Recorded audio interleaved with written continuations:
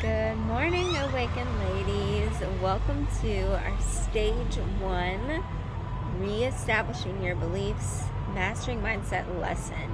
So this lesson is all about getting really practical with the topic that we've been on this month, which is to cut through the lies of the enemy and reestablish some firm beliefs on what God's word actually says to be true. Okay, so the mindset lesson is practical application, so it's going to require you to put some thought and some time into this, all right? So if you have not downloaded the worksheet yet, you're going to want to pause this video, go ahead and download the file that is attached with it, because it's going to really help you map everything out and follow along with the lesson that we're doing today, okay? So with that being said, in order to truly reestablish our beliefs, we first have to recognize what we are actually believing. And sometimes we've believed these things for so long that we don't even recognize it. It just is part of who we are. And I want to cut through that today. Now, I want to tell you on your worksheet, the last page is an extra notes page, because I'm going to give you 4 examples of how to walk through these questions, but there may be a certain area in your life specifically that's not listed on the page that you need to walk through as well. So the question might be, what am I believing about myself? And maybe you need to question, what am I believing about my career? Or what am I believing about my marriage? It may be something that's not listed here. So I want you guys to have the opportunity to dive deeper into that. Recognize that the ones I am giving you are just examples, okay? So, it's loud here at Starbucks this morning. The ones I'm giving you are just examples. I highly recommend you do them, because the 4 I gave you are the things that typically affect our daily life, but there may be another pressing issue right now, like your children, your family, your marriage, your finances, your career, that you need to dive into as well. So have the freedom to do that on the last page, okay?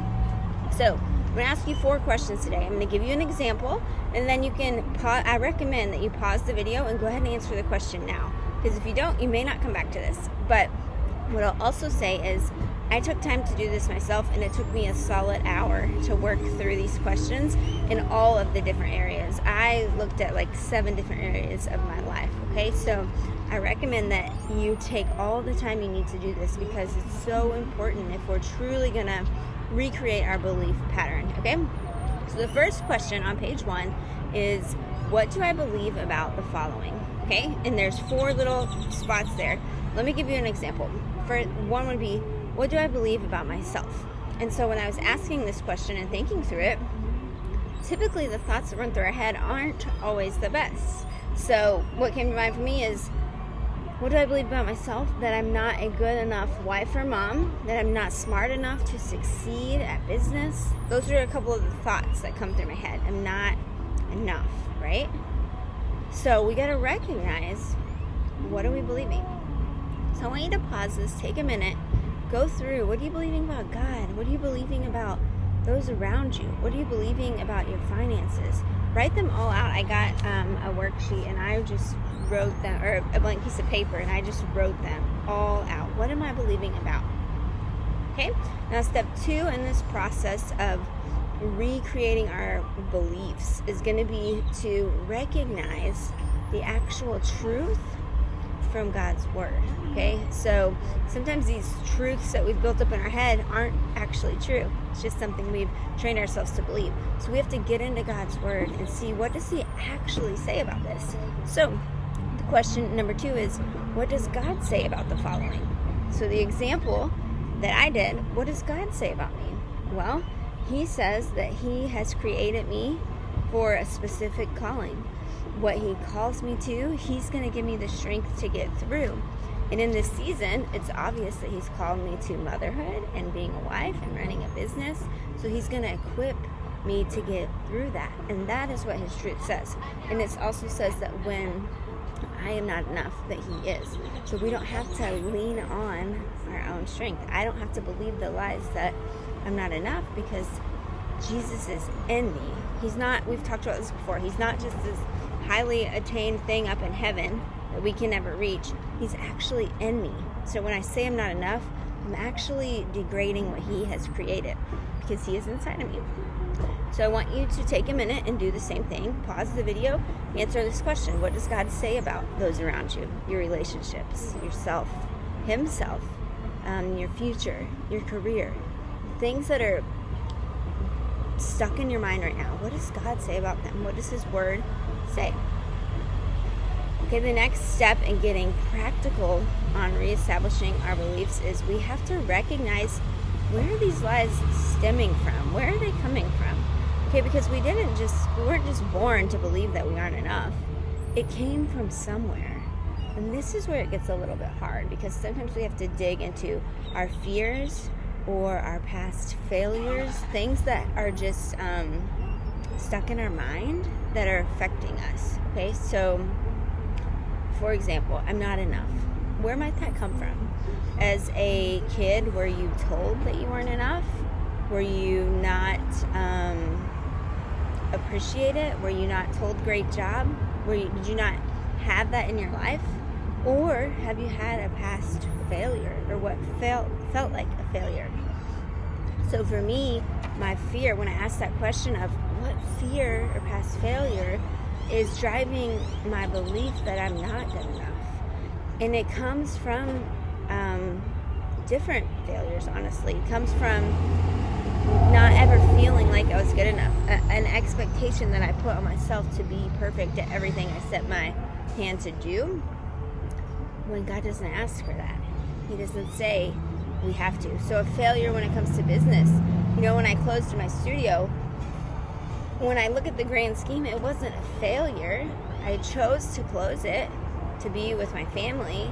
But what gets in my mind is that it didn't reach the goal I had set out for it to achieve. Therefore, I'm a failure.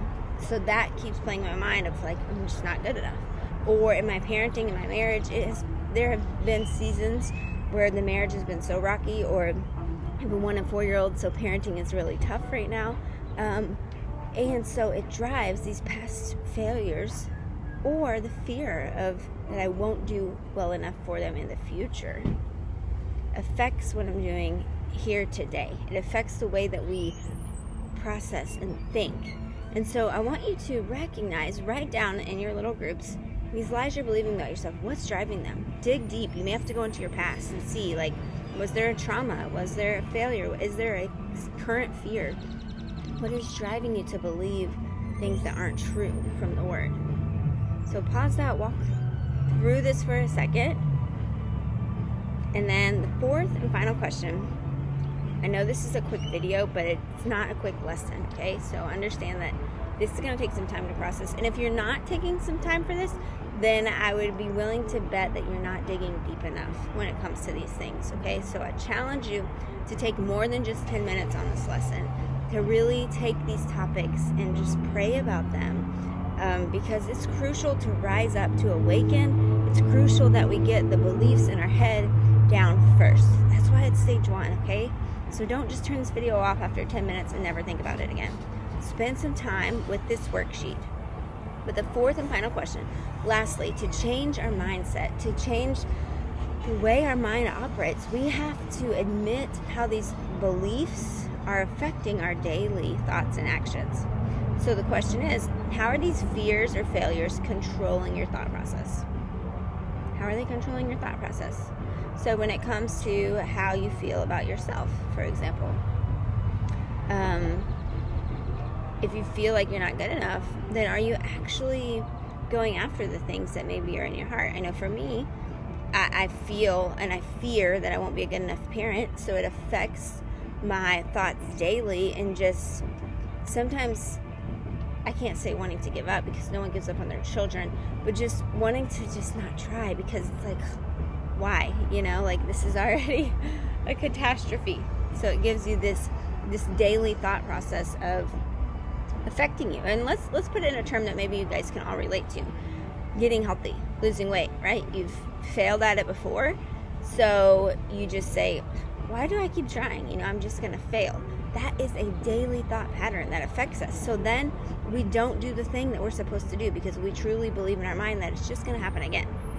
So think about that. Think about, when it comes to yourself, the thoughts you're believing. Maybe if you're believing you're not good enough, then you're not going to even try to do the thing that you want to do. So you have to really think about how these are affecting our daily thoughts and our daily decisions in our life.